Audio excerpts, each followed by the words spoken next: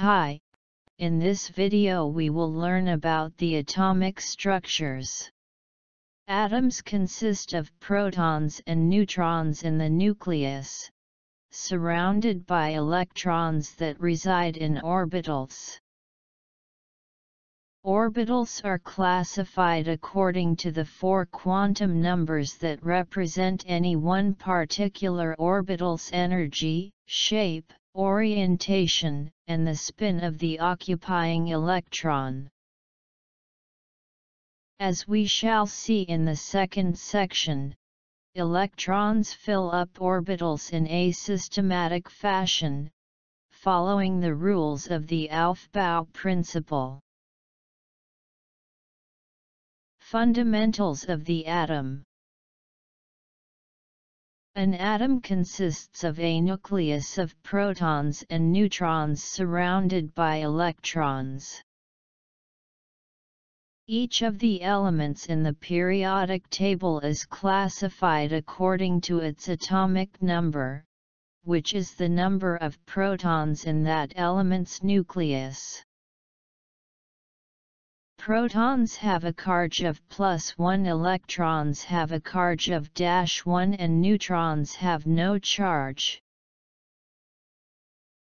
Neutral atoms have the same number of electrons and protons, but they can have a varying number of neutrons.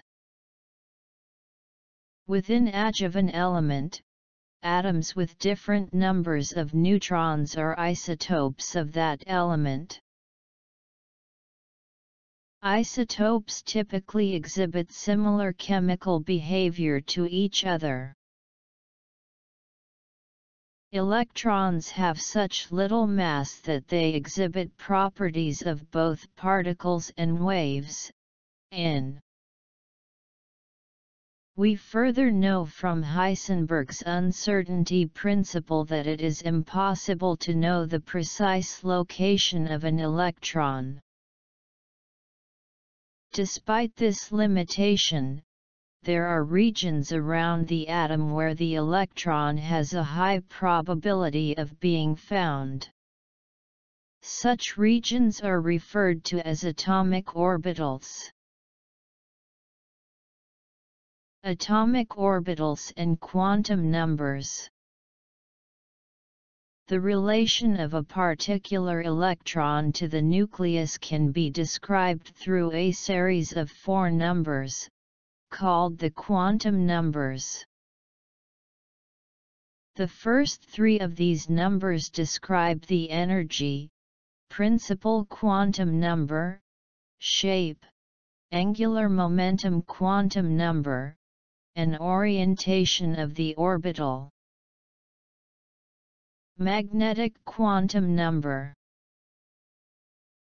The 4th number represents the spin of the electron, spin quantum number. The 4 quantum numbers are described below. Principal quantum number, n. The principal quantum number indicates how the distance of the orbital from the nucleus. Electrons are farther away for higher values of n. Electrons are negatively charged, so electrons that are closer to the positively charged nucleus are more powerfully attracted and tightly bound than those that are farther away. Electrons that are closer to the nucleus are thus more stable, and less likely to be lost by the atom. In other words, as n increases, so does the energy of the electron and the likelihood of that electron being lost by the atom. In a given atom, all the atomic orbitals with the same n are collectively known as a shell. N can take on integer values of 1 or higher, ex1, 2, 3, etc. Angular momentum quantum number, L. The angular momentum quantum number describes the shape of the orbital.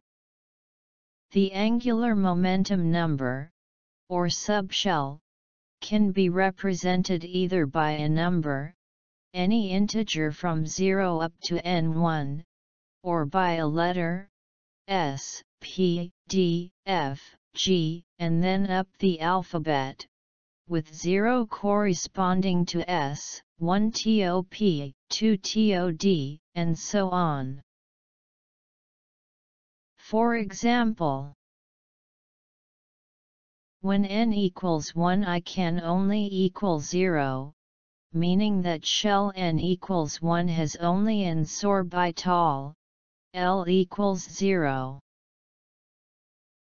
When n equals 3, I can equal 0, 1, or 2, meaning that shell n equals 3 has s, p, and d orbitals. S orbitals are spherical, whereas p orbitals are dumbbell-shaped. D orbitals and beyond are much harder to visually represent. Magnetic quantum number, m, gives the orientation of the orbital in space. In other words, the value of m describes whether an orbital lies along the x, y, or z axis on a three-dimensional graph, with the nucleus of the atom at the origin. M can take on any value from L to L. For our purposes, it is only important that this quantum number tells us that for each value of n there may be up to 1 s orbital, 3 p orbitals, 5 d orbitals, and so on. For example, the s orbital, L equals 0, has one orbital, since m can only equal 0. That orbital is spherically symmetrical about the nucleus. The porbital, L equals 1, has 3 orbitals, since m equals 1, 0, and 1. These 3 orbitals lie along the x, y, and z axes. The d orbital, L equals 2, has 5 orbitals, since m equals 2, minus 1, 0, 1, and 2. It is far more difficult to describe the orientation of dorbitals, as you can see. Spin quantum number, S. The spin quantum number tells whether adjovan electron is spin up, plus 1/2, or spin down, 1/2. An orbital contains 2 electrons, and each of those electrons must have different spins. It is often convenient to depict orbitals in an orbital energy diagram, as seen below in. Such diagrams show the orbitals and their electron occupancies, as well as any orbital interactions that exist. In this case we have the orbitals of the hydrogen atom with electrons omitted. The first electron shell, n equals 1, contains just the 1 orbital. The second shell, n equals 2, holds a 2 orbital and 3 2p orbitals. The third shell, n equals 3, holds 1 3 orbital, 3 3p-orbitals, and 5 3d-orbitals, and so forth. Note that the relative spacing between orbitals becomes smaller for larger n. In fact, as n gets large, the spacing becomes infinitesimally small. Notice that all orbitals with the same n have the same energy. Orbitals with identical energies are said to be degenerate, not in the moral sense. Electrons in higher-level orbitals have more potential energy and are more reactive, i.e. more likely to undergo chemical reactions. Multi-electron atoms. When an atom only contains a single electron, its orbital energies depend only on the principal quantum numbers. A 2s orbital would be degenerate with a 2p orbital. However, this degeneracy is broken when an atom has more than one electron. This is due to the fact that the attractive nuclear force any electron feels is shielded by the other electrons.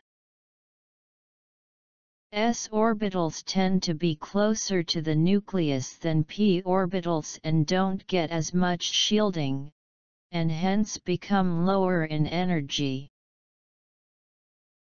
This process of breaking degeneracies within a shell is known as splitting. In general, sorbitals are lowest in energy, followed by orbitals, orbitals, and so forth. Thanks for watching. For now, please subscribe, like, share and do not forget to press bell icon.